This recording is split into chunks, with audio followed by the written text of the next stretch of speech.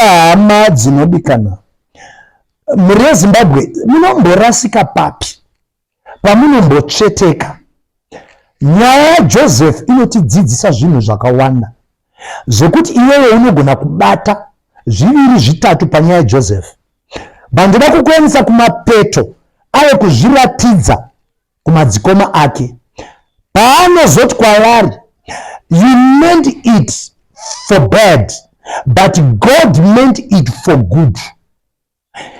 Pamaifunga kuti muri kunditengesa, makanga musinganditengesi, but ndo yakanga iri highway yacho yekuti ndizoita governor. Uri kuona Chabangu uyu, amuna kutoziva vana veZimbabwe, fambai muchiporo, mwaza mukafamba muchiprofita muchagara makabatsirika. Uri kuona kuti Chabangu pakaita recalls achiti ninge asisiri MP, ninge asisiri MP, zvaita kuti yakanga iri a blow kumhuri yeZimbabwe, but kuna Mwari it was a blessing in disguise.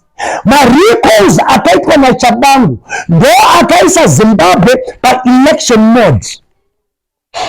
5-6 months down the line, news dzaibuda yaingozvachinzi Zimbabwe iri ichimbotaura zvema-elections. Kunyange naizvozvi Zimbabwe iri pa election mode. Saka uri kuona here kuti zvakabva zvaita kuti zvakataurwa nemaobserver eSADC zvikuru sei navaNevas Mimba zvibva zvanyatsobatika kuti ma-elections akaitwa kuZimbabwe, they were not free and fair. If these elections were free and fair, hataigona kuona kumirizika kwa Chabangu achindiri kuita ma-recalls, ndiri kuzodai.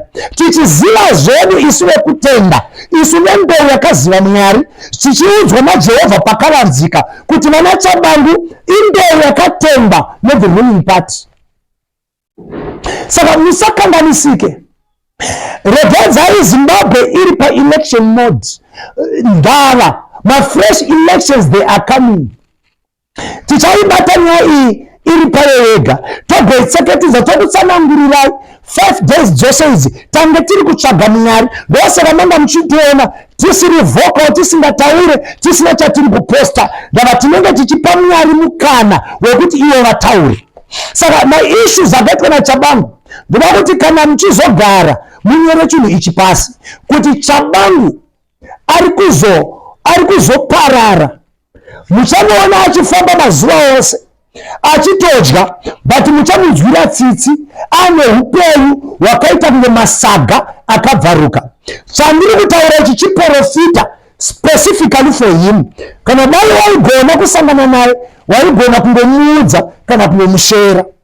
Vana Chabangu ndoo vanhu vakafanana nanaSanbalati naTobhaya, vanorwisa hope yenyika yeZimbabwe, vanonge vachitosvetesa vachifunga kuti makala kunyange akatsika pamasvingo aya anokoromoka, but chose chinoitwa naMwari hachife chakakoromoka nekuti God is in it.